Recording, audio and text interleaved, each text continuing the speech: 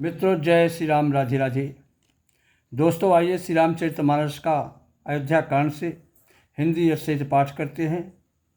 मित्रों, आज की कथा है, जब प्रभु श्री राम वन को जा रहे हैं तो रास्ते में जितने भी नगर गांव पड़ रहे हैं तो वहाँ के लोग उनका दर्शन करने के लिए अपने अपने घर से अपना अपना काम वगैरह छोड़ करके निकल कर आते हैं और दर्शन पाकर अपने आप को बहुत ही भाग्यशाली समझते हैं।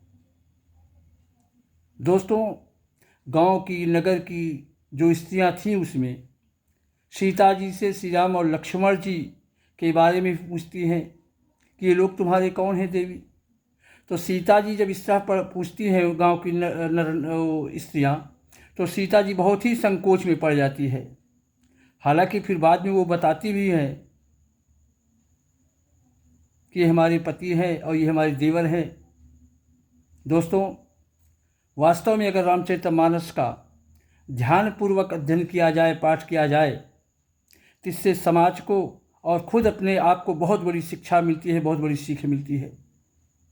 इसलिए हम अपने सारे श्रोता बंधुओं से या सनातन भाइयों से यही अनुरोध करूँगा कि रामायण का पाठ अवश्य करें, ध्यान से करें और उसके बताए हुए रास्ते पर चलने का सतत प्रयास करना चाहिए। इससे समाज का ही कल्याण होगा, आपका कल्याण होगा, आपका जीवन सफल होगा। दोस्तों, चलिए कथा प्रारंभ करते हैं। प्यारे, एक निवेदन है कि अगर आप सब लोग चैनल को अभी तक सब्सक्राइब नहीं किए हैं तो अपने इस भाई के चैनल को सब्सक्राइब अवश्य कर लें और वीडियो को लाइक करें। चलिए कथा प्रारंभ करते हैं। तो कोटि मनोज लजावनिहारे,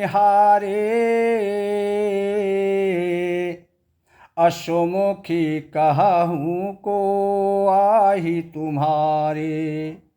सोनी स्नेहमय मंजुल बानी, असकुची असिया मन महु मुस्कानी। गांव की नारियां कह रही कि हे देवी, कहो तो अपनी सुंदरता से करोड़ों कामदेवों को लजाने वाली ये तुम्हारे साथ में कौन है।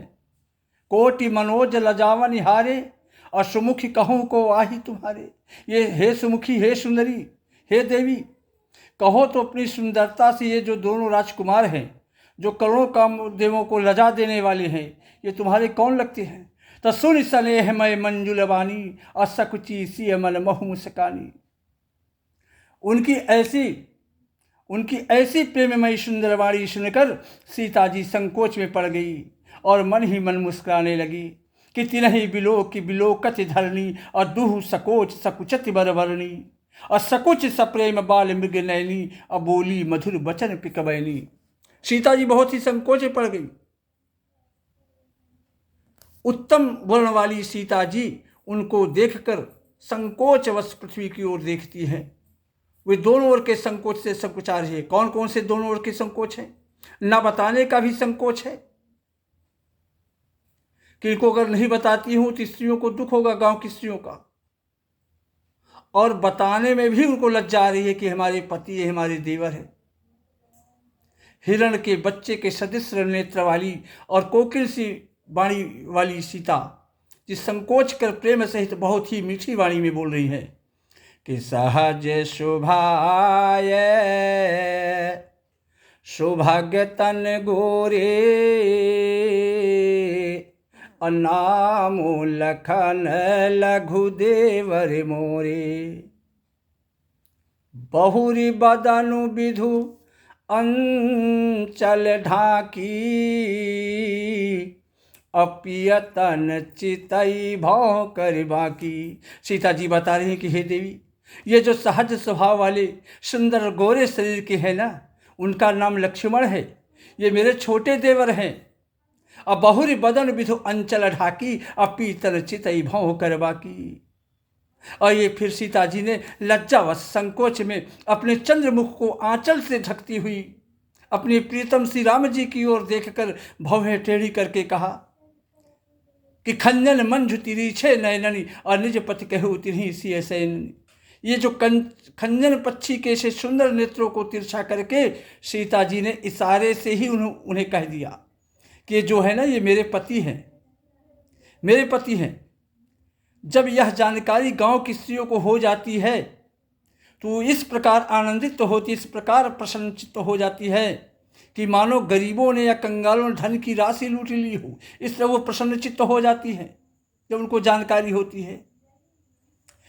तो अति सप्रेम सिय पाए परि बहुविधि देहि आशीष, सदा सुहागिन हो तुम जब लगी मही यही शीश। अति सप्रेम सिय पाए परि और बहुविधि देहि आशीष। वे अत्यंत गांव की जो स्त्रियां थी, जब उनको ये मालूम हो जाता है तो बड़े ही प्रेम से सीता जी के पैर पड़ जाती है, पैर पकड़ लेती है और सीता जी को बहुत प्रकार से आशीर्वाद देती है कि सदा सुहागिन हो तुम जब लग मही अहिशीष। हे देवी, मैं यही कामना करती हूँ, मैं यही प्रार्थना करती हूँ ईश्वर से कि जब तक शेष जी के सिर पर पृथ्वी रहे तब तक तुम सदा सुहागिनी बनी रहो। पार्वती समपति प्रिय हो और देवी न हम पर छाड़ा छोहू। और पार्वती जी के समान अपने पति की प्यारी रहो। इसलिए हे देवी, हम पर कृपा ना छोड़ना, आप कृपा तो बनाए रखना भाई। पुनि पुनि विनय करहु कर जोरी और जाऊँ यही मार्ग फिरो बहोरी। हम बार बार हाथ जोड़कर विनती करती हूँ, प्रार्थना करती हूँ, जिसमें आप फिर इसी रास्ते से लौटें और आपका दर्शन करके हम लोग धन्य हो जाऊं। तो दर्शन देबे जान निज दासी, अलखी असी सब प्रेम पियासी। गांव की नारियाँ कह रही हैं कि और हमें अपनी दासी जानकर दर्शन दे जाइएगा जरूर। सीता जी ने लखी इसी सब प्रेम पियासी, सीता जी ने उन सब को प्रेम की प्यासी देखकर और बड़े ही मधुर वचन कहकर, बड़ी ही मधुर वचन में कहने लगी, उनको संतोष दिलाया कि मानो चांदनी ने कुमुदियों को खिलाकर पुष्ट कर दिया हो। इस तरह संतुष्ट किया सीता जी ने। उसी समय श्री रामचंद्र जी का रुख जानकर लक्ष्मण जी ने कोमलवाड़ी में लोगों से कहा, लोगों से रास्ता पूछा कि सुनत नारी नर भय दुखारी अपुलकित गात बिलोचन बारी। जब लक्ष्मण जी नगर के लोगों से रास्ता पूछने लगे तो लोगों को ये लगा कि अब तो ये चले जाएंगे, तो उनको बड़ा ही दुख हुआ। उनके शरीर पुलकित हो गए, नेत्रों से जलधारा बहने लगी। मिटा मोद मन भय मलिने, उनका आनंद मिट गया, उनकी प्रसन्नता गायब हो गई। अब विध निधि दीन लेत जन छीने, मानो विधाता दी हुई संपत्ति को छीन लेता हो, उस प्रकार गांव के जितने भी नर नारी थे उदास हो गए, दुखी हो गए। और समुझ करम गति धीरज कीन्हा, अशोध सुगम मगुतिन कही दीन्हा। अपने कर्म की गति को समझकर गांव के लोग धैर्य धारण किया और अच्छी तरह से निर्णय करके अच्छा रास्ता श्री रामचंद्र जी लक्ष्मण जी को बतला दिया। तो लखन जानकी सहित तब गवन कीन्ह रघुनाथ, फेरे सब प्रिय बचन कही लिए लाई मन साथ। लखन जानकी सहित तब गवन कीन्ह रघुनाथ, तब लक्ष्मण जी और जानकी जी सहित श्री रघुनाथ जी ने गमन किया और फेरे सब प्रिय वचन कह लिए लाई मन साथ। लोगों को प्रिय वचन कह करके बड़े प्यार से श्री रामचंद्र जी ने उनके घर को लौटाया, उनके गांव को लौटाया कि किंतु उनके मनों को अपने साथी लगा लेके गए। तो फेरत नारी नर अति पछिताही, अदई हई दोष देहि मन माही। सहित विषाद परस पर कहाही, अविधि कर तब उल्टे सब आई। फिरत नारी नर अति पछताही, अदई हई दोष देहु मन माही। जब गांव के लोग लौट रहे हैं, जितने भी स्त्री पुरुष हैं, वे बहुत पश्चाताप कर रहे हैं, पछता रहे हैं और मन ही मन देव को दोष देते हैं। परस्पर सहित विषाद परस्पर कहीं, आपस में विषाद के साथ कह रहे हैं कि विधाता के सभी काम उल्टे हो रहे हैं भाई, कोई काम सीधा विधाता नहीं करता, सब काम उल्टे कर रहे हैं। अरे जिनको राजा होना था उनको रंक बनाकर वनवास भेज दिया। निपट निरंकुश निठुर निशंकु अजह सकीन है सरोज सकलंकु। वह विधाता बिल्कुल निष्ठुर है, निरंकुश है, निर्दयी है, निडर है, जिसने चंद्रमा को रोगी और कलंकी बनाया, कल्प वृक्ष को पेड़ और समुद्र को खारा बनाया, उसी ने इन राजकुमारों को आज वन में भेजा है। जब विधाता ने इनको वनवास दिया है तब उसने भोग विलास व्यर्थी बनाए। जब ये बिना जूते के नंगे ही पैरों, बिना खड़ाऊ के ही नंगे पैरों रास्ते में चल रहे हैं, तब विधाता ने को वाहन सवारियां व्यर्थी रचे। जब ये कुश और पत्ते बिछाकर जमीन पर ही पड़े रहते हैं, तब विधाता सुंदर सेज पलंग क्यों बनाया? किसने बनाया, किसके लिए बनाया? विधाता ने जब इनको बड़े बड़े पेड़ों के नीचे का निवास दिया, तब उज्ज्वल महलों को बना बनाकर उसने व्यर्थी परिश्रम किया। जब ये मुनिपट धर जटिल सुंदर सुकुमार, विविध भांति भूषण बसन बाज किए करतार। जो ये सुंदर और अत्यंत सुकुमार होकर मुनियों के वलकर वस्त्र धारण किए हुए हैं, जटा धारण किए हुए हैं, तो फिर करतार अर्थात विधाता ने भांति भांति के गहने और आभूषण कपड़े ये वृथा ही बनाए। जो ये कंदमूल फल खाही और बाज सुधाज असन जगमाही। जो ये कंदमूल फल खाते हैं तो संसार में अमृत आदि भोजन व्यर्थी बनाया गया विधाता के द्वारा। कोई ये कहता है कि ये स्वभाव से ही सुंदर हैं, इनका सुंदर माधुर्य नित्य और स्वाभाविक है, ये अपने आप प्रकट हुए हैं, ब्रह्मा के बनाए नहीं हैं। हमारे कानों, नेत्रों और मन के द्वारा अनुभव में आने वाली विधाता की करनी को जहाँ तक वेदों ने वर्णन करके कहा है, देखो खोज भुवन तस्चारी, कहाँ अस पुरुष कहाँ अस नारी। तुलसीदास जी को लिखना पड़ा कि गांव के नरनारी कह रहे हैं कि वहां तक 14 लोकों में ढूंढ लो देख लो, ऐसे पुरुष और ऐसी स्त्रियां कहाँ हैं? कहीं नहीं संसार में।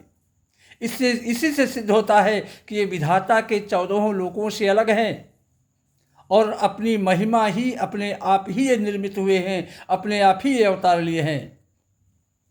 इन्हें देख विधि मन अनुरागा, अपटतर जोग बनावई लागा।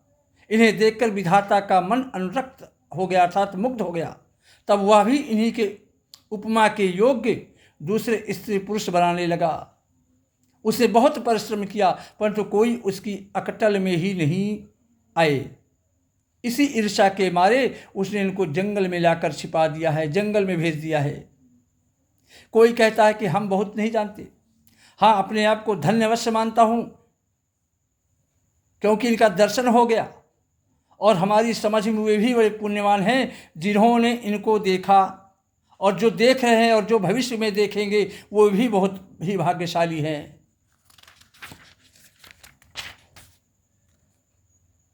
तो यही विधि कही कही बचन, प्रिय ले नयन भर नीर।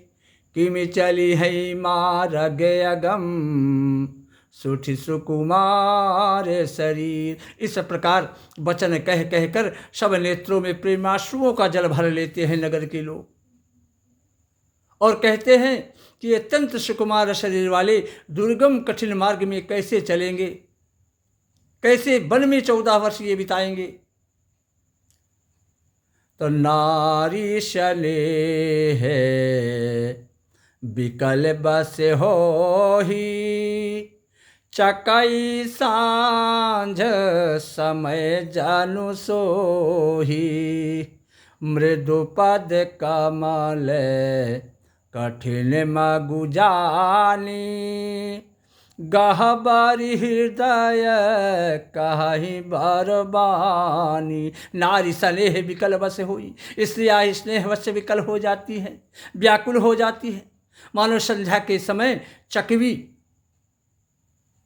सोह रही हो, दुखी हो रही हो। इनके चरण कमलों को कोमलता, मार्ग कठोर जानकर वे व्यथित हृदय से उत्तम वाणी में कहती हैं, कि परसत मृदुल चरण अरुणारे, सकुचति मही जिम हृदय हमारे। जो जगदीश इन्हीं बनु दीन्हा, कसन सुमन मय मारगु कीन्हा। कुछ स्त्रियाँ तो इस तरह कह रही है कि परसत मृदुल चरण अरुणारे, इनके कोमल और लाल लाल चरणों तलवों को छूते ही पृथ्वी वैसे ही सकुचा जाएगी जैसे हमारे हृदय आज संकोच कर रहे हैं। और जो जगदीश नहीं बनु दीन्हा, कृष्ण सुमन मय मारगु कीन्हा। ईश्वर ने यदि इन्हें वनवास ही दिया है तो सारे रास्ते को पुष्प का क्यों नहीं बना दिया, फूलों का क्यों नहीं बना दिया। यदि ब्रह्मा से मांगे मिले तो हे सखी, हम तो उनसे यही वर मांग लूँ कि इन्हें अपनी आंखों में ही रखें। जो स्त्री पुरुष इस अवसर पर नहीं आए, जे नर नारी न अवसर आए, तिन सिय राम न देखन पाए। जो स्त्री पुरुष इस अवसर पर इस समय नहीं आए, वे श्री सीता राम जी को नहीं देख सके। उनके सौंदर्य को सुनकर वे व्याकुल होकर पूछते हैं कि सोने स्वरूप बूझहि अकुलाई, अब लगी गए कहाँ लगी भाई। समरथ धाई बिलो कहीं जाई, अप्रमुदित फिर ही जन्म फल पाई। उनके सौंदर्य को सुनकर वे व्याकुल होकर पूछते हैं कि हे भाई, अब तक वे कहाँ तक गए होंगे। और जो समर्थ है, जो सामर्थ्यवान है, जो नौजवान है, वे दौड़ते हुए जाकर उनके दर्शन तो कर लेते हैं, और जो जन्म का परम फल पाकर विशेष आनंदित होकर अपने घर को लौटते हैं। अबला बालक वृद्ध जन कर्मी यही पछताई, हो ही प्रेम बस लोगी राम जहाँ जहाँ जाई। श्री राम जय जय राम, श्री राम जय जय राम। जय श्री राम। राधे राधे।